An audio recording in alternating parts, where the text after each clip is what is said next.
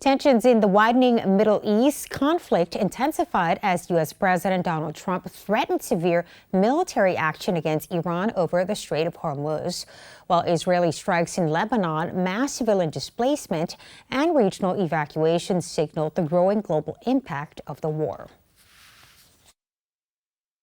President Trump warned Iran of unprecedented military consequences if it mines the strategic Strait of Hormuz after Tehran declared that no Gulf oil would be allowed to pass through the vital waterway. Trump said he had not yet received reports confirming Iranian mines, but demanded that any explosive devices be removed immediately. The warning came as the United States launched a major assault on Iranian mine-laying vessels. Trump said American forces had destroyed 10 inactive mine-laying boats or ships and signaled that further strikes could follow. Later, the United States Central Command said the number of destroyed vessels had risen to 16 near the Strait of Hormuz, where shipping has nearly halted and oil prices have swung sharply. Elsewhere, Israel carried out new strikes on Beirut's southern suburbs, targeting the Iran-backed group Hezbollah. Images showed Israeli tanks moving in southern Lebanon and armored vehicles stationed in the upper Galilee near the border. Lebanon was drawn deeper into the war after Hezbollah attacked Israel following the killing of Iranian Supreme Leader Ali Khamenei in U.S. and Israeli strikes. Despite a 2024 ceasefire, Israel has continued targeting Hezbollah and has now launched attacks across Lebanon while sending ground troops into border areas.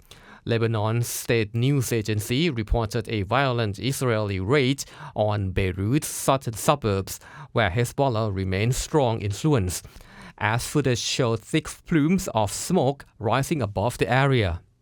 The conflict has displaced about 700,000 people in Lebanon in just over a week, including more than 100,000 within the past 24 hours, according to the United Nations High Commissioner for Refugees.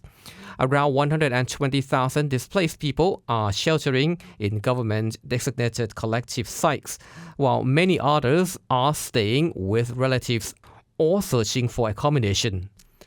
Aid agencies say many families fled with almost nothing, some for the second time since fighting escalated in 2024. The World Health Organization warned that overcrowded shelters and homes are increasing the risk of disease outbreaks and disrupting routine health care, including treatment for chronic diseases and maternal health services.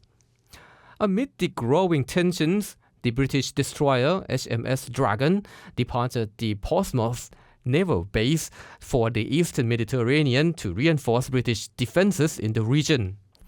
The warship is capable of intercepting drones and ballistic missiles as Iranian attacks continue to target British interests. In recent days, Britain has also sent counter-drone specialists Wildcat and Merlin helicopters to Cyprus, Typhoon fighter jets to Qatar, and launched defensive sorties supporting the United Arab Emirates. At the United Nations, Iran's ambassador, Amir Saeed Iravani, accused the United Nations Security Council of ignoring what he described as a war crime after Iran said Israel killed 4 Iranian diplomats in a weekend strike on a Beirut hotel. He said the international community was remaining silent as the conflict involving Iran, the United States, and Israel entered its 11th day, warning that failing to address the crisis could have consequences beyond Iran. Inside Israel, residents near Tel Aviv have sought shelter from Iranian missile attacks in underground rail stations. In Ramat Gan, people have been sleeping on mattresses inside the Bialik light rail station, one of several stations on the Red Line that opened in 2023 and are now serving as makeshift bomb shelters for residents whose buildings lacked secure protection. Meanwhile, expatriates and tourists evacuated from Gulf countries gathered at King Khalid International Airport, waiting for flights home after Iranian attacks across the region triggered a wave of repatriations. Several countries, including Qatar, Bahrain, and Kuwait, temporarily closed their airspace, forcing airlines to divert dozens of flights that normally cross one of the world's busiest aviation corridors. Airports that remain open are managing reduced but complex traffic, while airlines urge passengers to stay alert as schedules change rapidly.